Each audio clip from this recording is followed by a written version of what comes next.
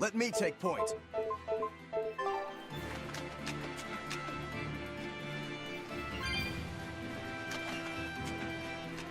Eleanor, what's your game here? The mother and daughter, you mean? That's on me. I'll search for them myself.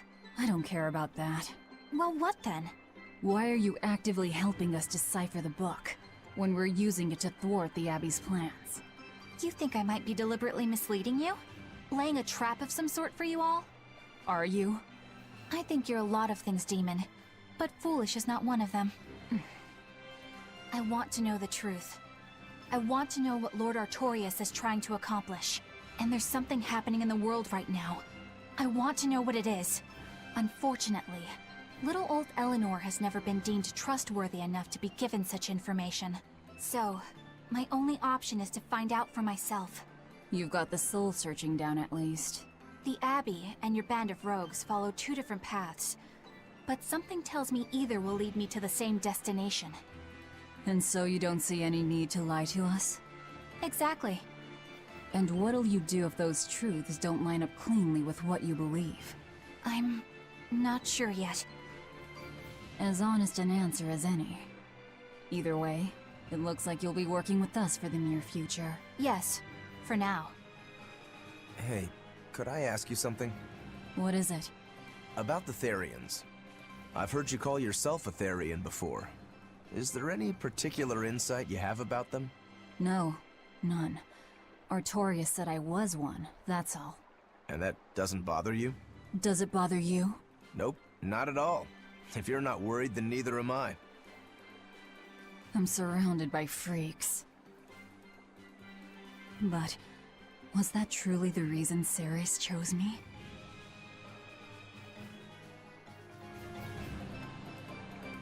Velvet keeps picking on Madame Eleanor. They're total opposites, so I know they're just gonna clash sometimes, but Velvet takes it too far! You really think they're totally opposite? If Madame Eleanor is a white lily, then Velvet is a black rose. If Madame Eleanor is a soaring Pegasus, then Velvet is a wolf in the shadows. If Madame Eleanor is a plate of spaghetti carbonara, Velvet is squidding noodles with seaweed. I don't follow you completely, but I think I get the point. I'm sure you understand. The two have nothing at all in common. And since they don't share anything in common, some fighting now and then just can't be helped. Well, they both have beautiful hair. Okay, but we're talking a noble exorcist and an aloof demon. Eleanor sometimes treats you coldly. And Velvet has helped me more times than I can count. Madame Eleanor gives herself fully to the salvation of others, but Velvet is bent solely on revenge. That means they're both motivated by thoughts of others. How is the cheerful and talkative Madame Eleanor at all the same as the brooding, taciturn Velvet? Both of them talk to me when it's just the two of us together. You're just trying to be contrary. I'm only telling you what I've experienced. Actually, I feel that Madame Eleanor isn't really reaching out to me. It's all right if Eleanor doesn't want to talk to you. I'm here for you, Bienfu. You aren't alone. That just makes me feel lonelier. You two are opposites yourselves. Huh?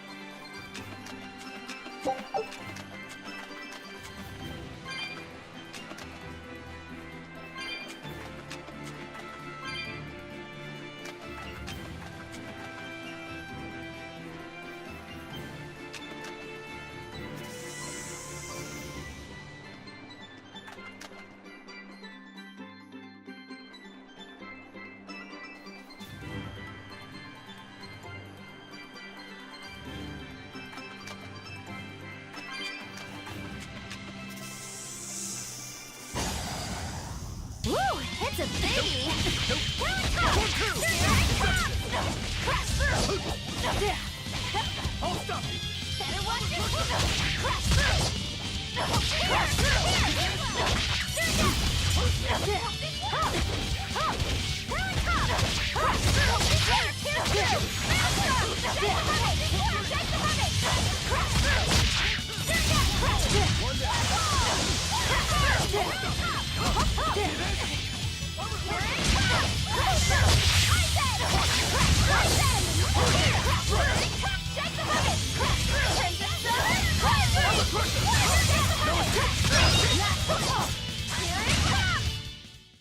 You really do have a peculiar air about you. Yeah, I don't think you're one of the tough.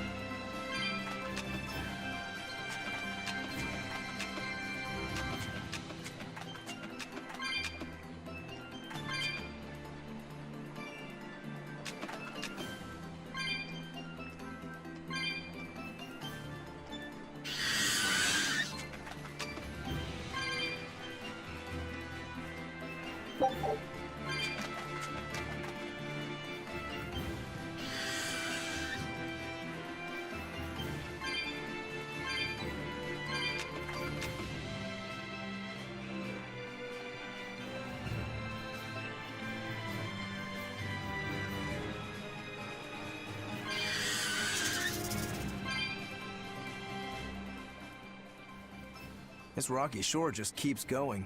Just don't step on any sea slugs, okay? Why not? What's the big deal? It's just that it isn't pretty. Their insides squish everywhere. Yikes. That sounds pretty traumatizing. Then again, if you pickle their innards, it makes for a great snack. You eat them? Oh, don't be a baby. You've had worse. Forget the sea slugs. Try not to step on the coral. Good point. Coral is alive and needs our protection. Or maybe it's because some of it can be sold for jewelry. I didn't mean either of those reasons. Although Manon appears similar to Maclear Beach, it was formed by a completely different process. Now that you mention it, this area is covered by rocks. Maclear is just your average seashore. But Manon here was made by the slow corrosion of seaside caves. They were worn away by the waves? That too. But mainly, it was the handiwork of a rock-eating species of coral, known as ravening table coral. Stay in contact long enough, and they'll melt your flesh right off.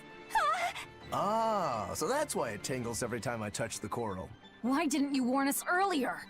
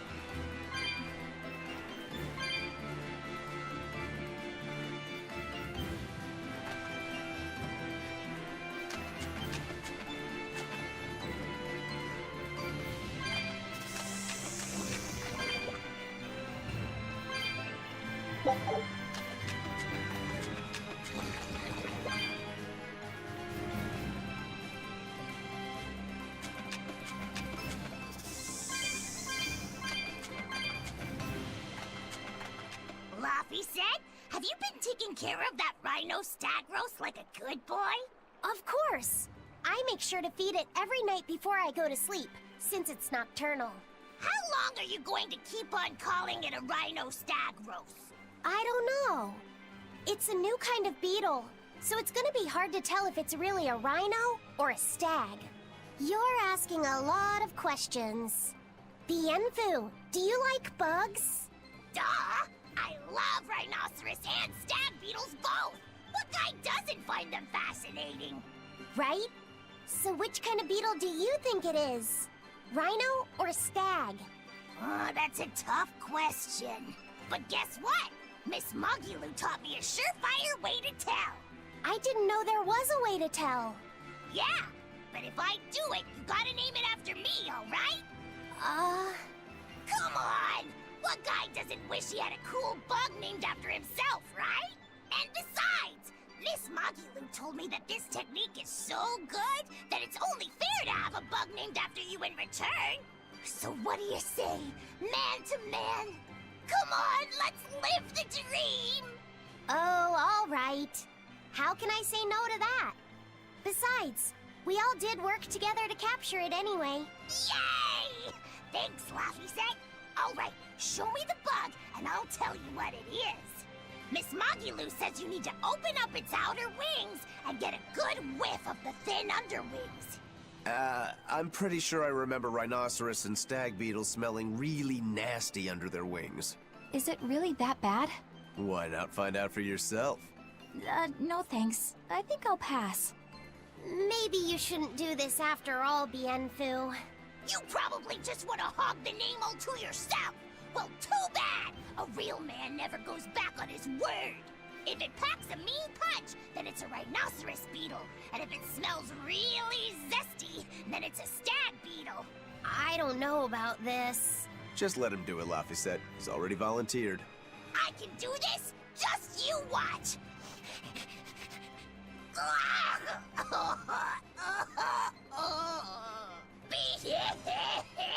This smell is the most bad thing that ever batted it.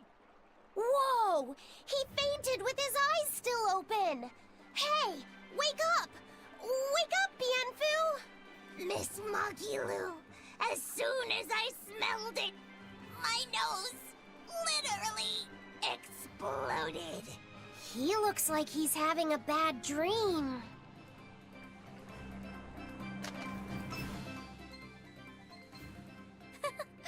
I spy with my little eyes a kiddo who's spying at my bewitching waist. Oh, sorry. I just couldn't help it. What are those books anyway? Oh, that's a great question. Since you asked, I'll reveal the secrets of my tomes just for you. On the right, I've got my household ledger in the back, and my magic encyclopedia in the front. That one I mostly use for oil blotting paper. What's oil blotting paper? It's a girl thing. The two on the left are my heavy book, which I use for flower pressings, and then my super pop-up book. A super pop-up book? When you open it, it pops out with the force of a raging river! When an enemy has me cornered, I can just open it up facing a nearby wall and pop! Instant getaway! The only downside is that it's a real pain to try to get closed again, so I haven't used it in years. What about the book right in front? That's actually layer cake. Whoa, really? Seared into its batter are precious bits of knowledge. Eating it is just as good for your brain as it is for your stomach. Wow! I had no idea that was possible. He's taking this so seriously, I almost feel bad. All of your books are so interesting, Moggy-Lou. That's really cool. There's no end to your curiosity, is there? What do you say? Want to take a closer look? Boy, would I. If you really do, then say, Moggy-Lou, I want to get to know you better. Moggy-Lou, I want to get to know you better. All right, I accept. I'll reveal to you my most private secrets. Wow, so that's what's on the other side of these books. I wouldn't have ever guessed that. What the? What are you doing with Laffy-Set? He said he wanted to see, so I'm showing him. You have no right to stand in the way of his desires. It's my job to protect him as his vessel, especially from someone so wicked as yourself. Also, what you're doing runs contrary to public decency. Witches aren't supposed to be decent. These bindings with the locks on them. This style used to be really popular during the Meliodas dynasty. Now that I know you're such a bad influence for him, I'll be keeping a closer eye on you. If you can't learn to take it easy, nobody's ever gonna want to marry you, you know. Like you're a shining example of marriage material yourself. Hey, Moggy-Lou, could you turn them over one more time? I want to see how the book's attached to your belt. Yeah, sure.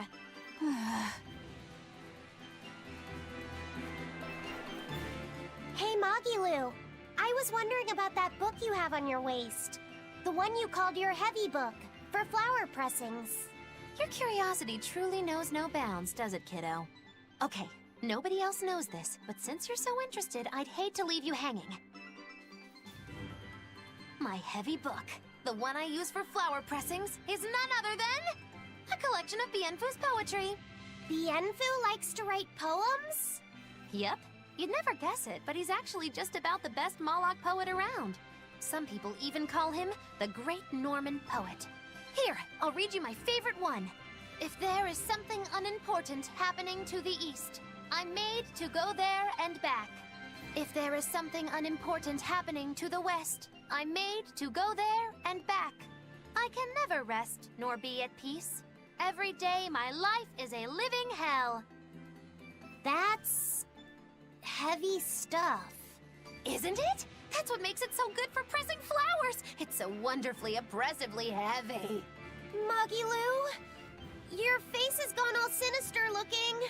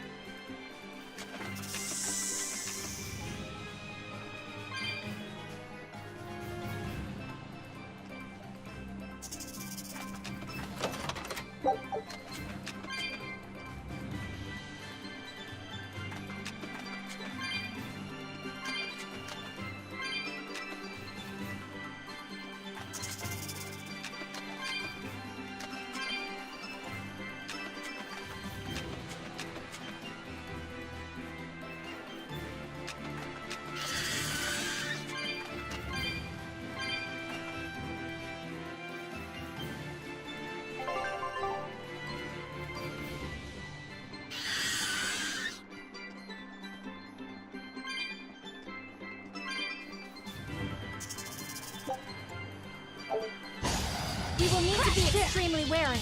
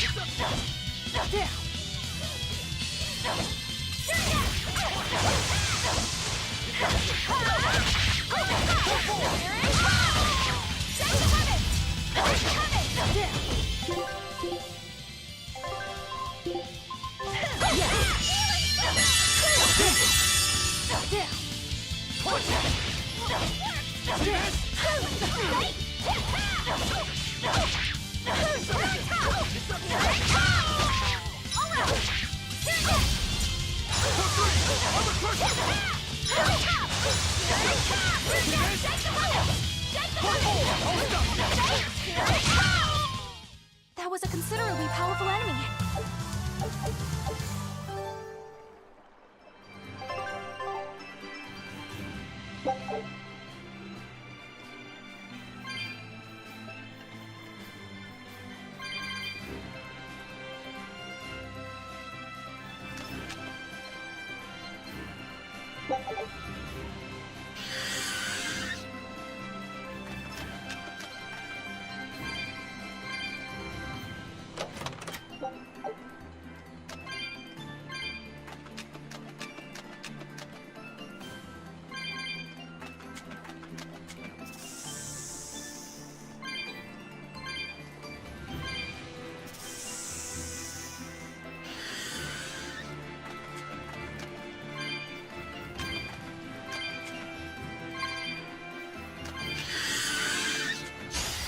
we ready for this?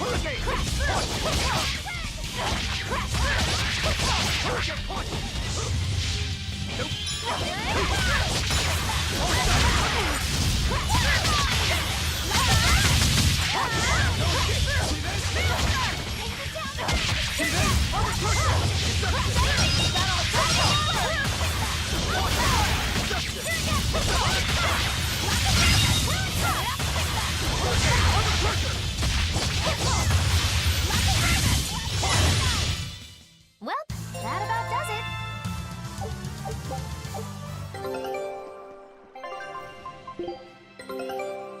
I knew this would be big. What a treasure!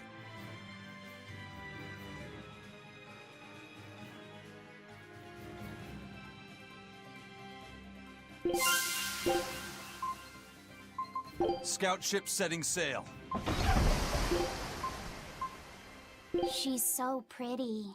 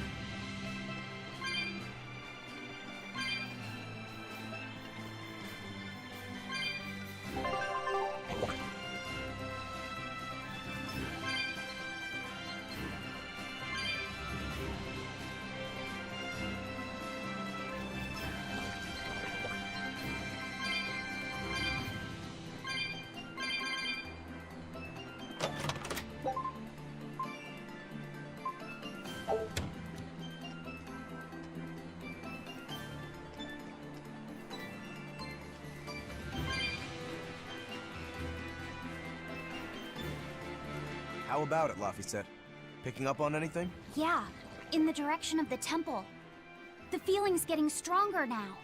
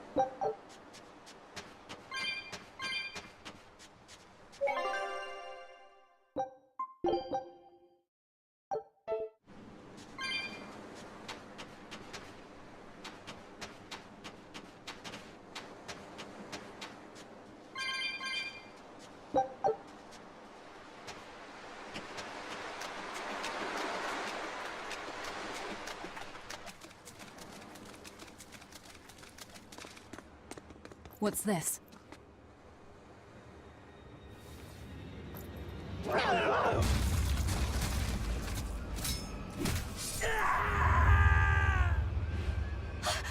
demon! The demon we heard about? Sounds like it's having fun. Then we'll use this distraction.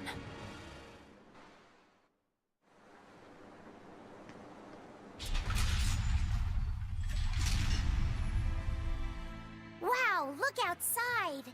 It's the ocean. This was a place of worship for Aminoch, the Water Empyrean. The ancients built this sanctuary underwater for the same reason that Eumasia's temples were built underground. But building this underwater couldn't have been easy. Aye. With the Earth temples, all they had to do was keep digging. Here, they had water to contend with. How did they do it? You can't split the sea like you can a log. They started by stacking giant stone blocks in the shallows, creating an enclosed space. Then they drained the water and expanded the enclosure. Once they had done that enough times and secured enough dry space, they were able to dig into the sea floor. It's mind-boggling, isn't it? The humans believed that by going through such great hardships to build these temples, they could show the depth of their devotion.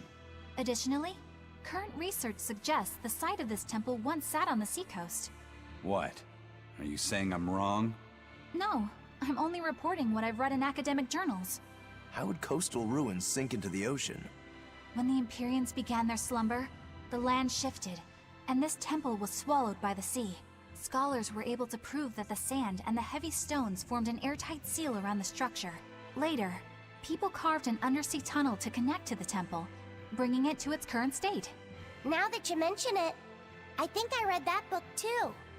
Revised Theories on Ancient Architecture, right? That's the one. Have you read it, Eisen? No, I only read the first edition. The problem with the stone enclosure theory is that each time you expand the enclosure, the innermost stones have to be carried out. Once that was pointed out as being too inefficient, alternate theories were developed. The revised edition has a number of competing theories. I highly recommend reading it. I will then. So, wait, was that a complete rebuttal of Eisen's explanation? That was not my intention.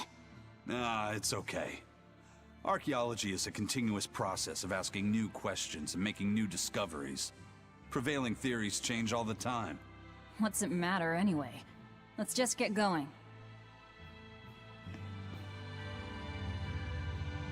There's no Empyrean here, right, Eisen? If you're worried about it, why not flip that coin of his? Heads, no Empyrean. Tails, Empyrean Central. But it always comes up tails. Like I said before, these temples are nothing more than places of worship built by human hands. The current religion started when humans, fearful of natural forces, began to worship four gods they called the Empyreans. If you're concerned about whether or not one is sleeping in these ruins, just remember that their very existence is only legend. Be that as it may, Enominat certainly exists. Aye. But I've never heard a single story of anyone actually seeing an Empyrean. Enominat must be a special case, then. Must be. I suppose so. If there were four more like him, and they were all trying to stop us, we'd be sunk. I can't disagree.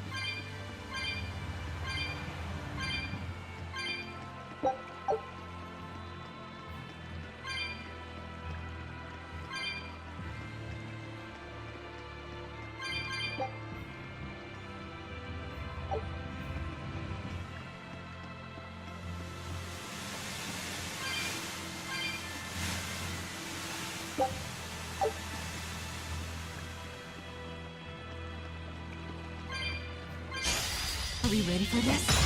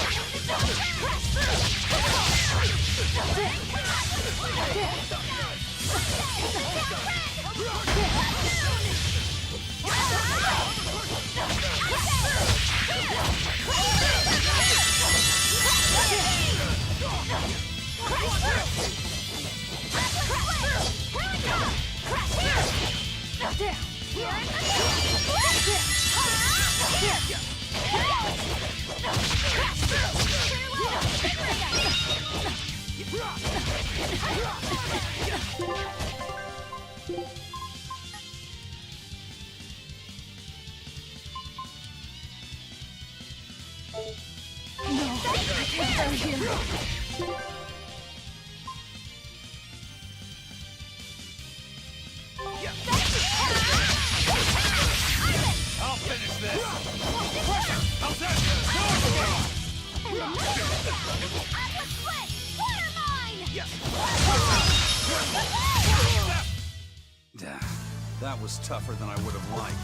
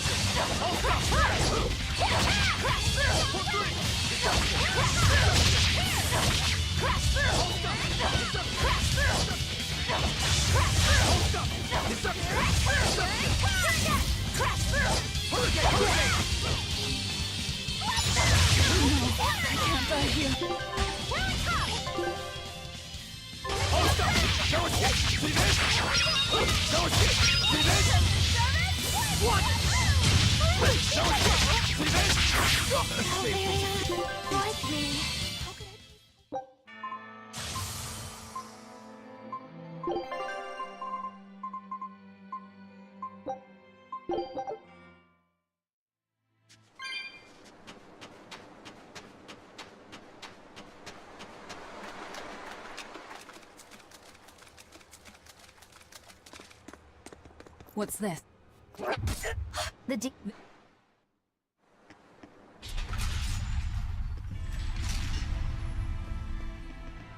Wow, look outside! It's the ocean! This was a place of worship for Amenoch, the Water Empyrean. The ancients built this sanctuary underwater for the same reason that Eumasia's temples were built underground. But building this... There's no Empyrean here, right, Eisen? If you're worried about it...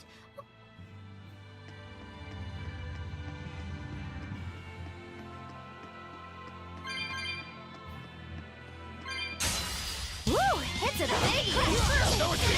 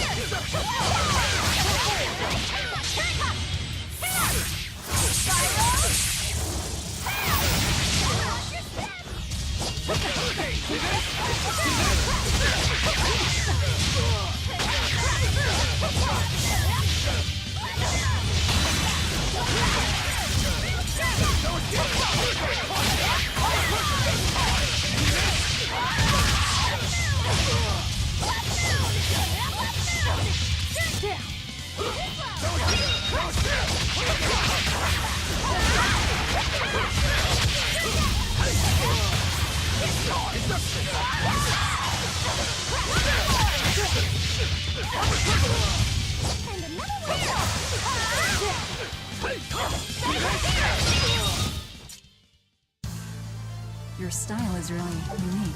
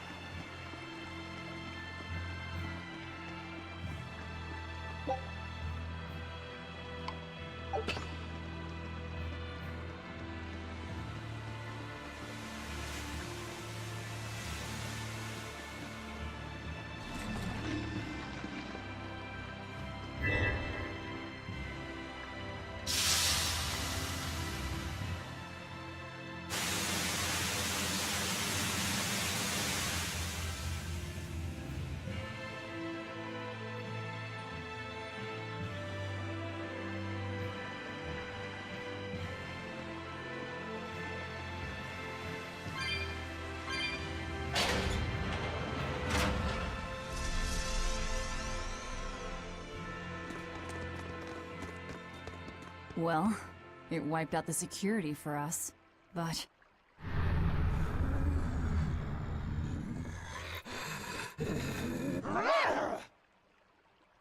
Well, look at that. Wolfie's got the crest of Amenoch. The same pendant worn by priestesses. Then that makes this demon. Yeah, she must be the missing mother, Mahina. Can't be.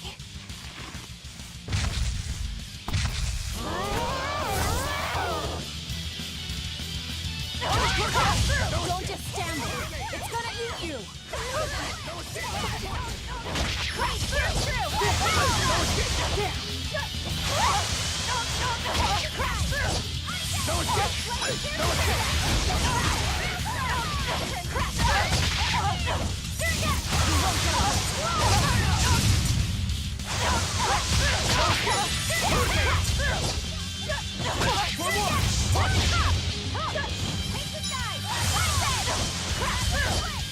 Deception! Form 2!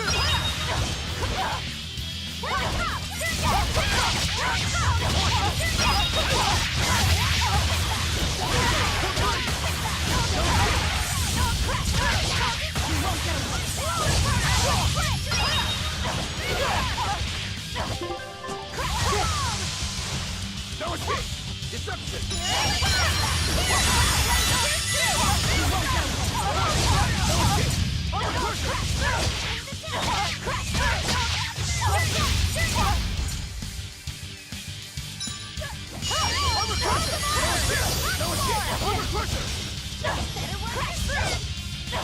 Hurricane! No escape! No escape!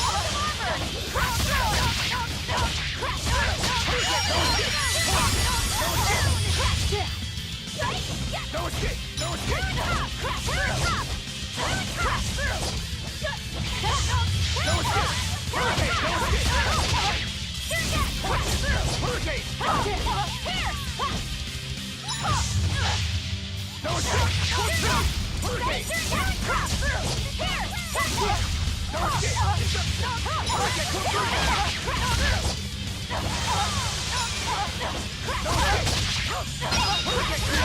Killing flash! But I'm this close, I won't miss!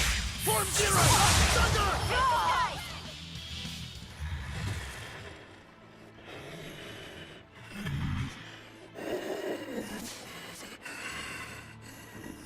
To think a priestess, beloved by her village, would become a demon. Eleanor? She's never going to be the same again. This is the least I can do for her. So says reason.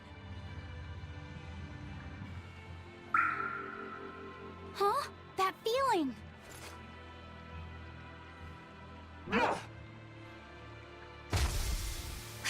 Damn!